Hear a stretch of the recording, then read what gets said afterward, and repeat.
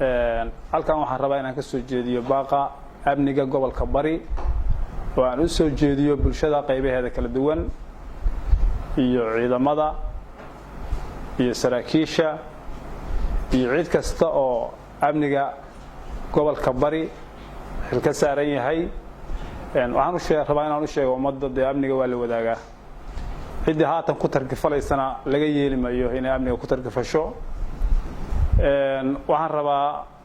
saad ogtihiin waxaa jira ciidan ka tirsan dawladda Puntland xubnihii shaqayn jiray oo loo fasirtay si khaldan oo ay ka mid tahay ciidankii loogu talagalay difaaca Puntland ee al-shabaabta la dagaalamayay oo ku dhex jira hadda xaafadaha iyo bulshada dhexdeeda saad la socotaan dad mujtamac oo tiro badan oo deganaa xaafada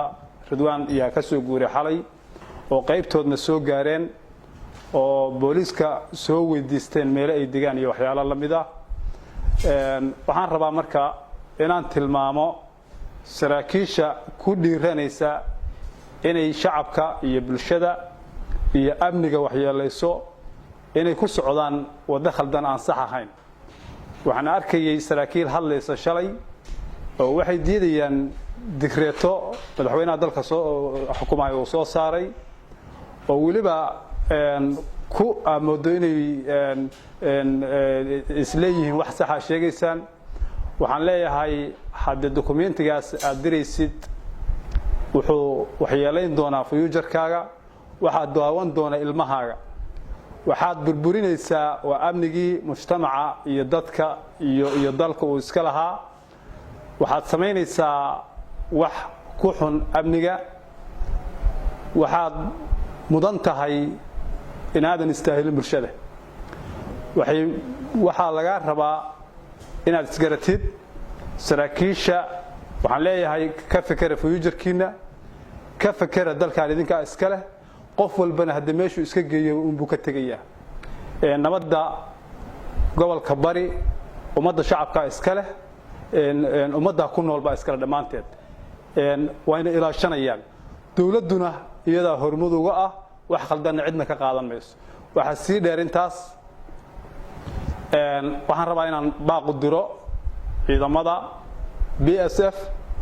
oo aan runtii ka tirsanaa muddo 8 sanadood oo aan xogagaal u ahay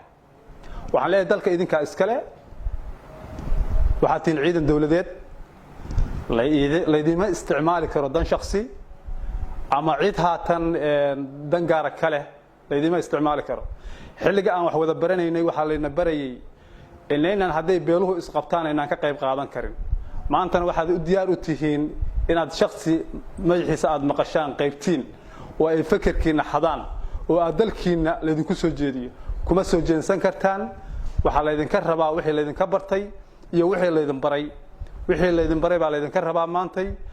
waa garan karaa anigu saan malayn karo nin cusub oo gadaal laga keenay isagu waa meeshiisa laakiin ninkii ciidanka BSF tababarkeeda soo maray kuma targifali karo dalka wixii yahayna wuu yaqaanaa nabadana wuu garanaya waxaan leeyahay waxaad mas'uul ka tihiin hubka aad haysaan waxaad mas'uul ka tihiin gaadiidka aad haysaan waxa si khaldan raba inuu isticmaalo cidii wax xukuntay oo hadda xilka laga qaaday agaasimihii hore waxaan leeyahay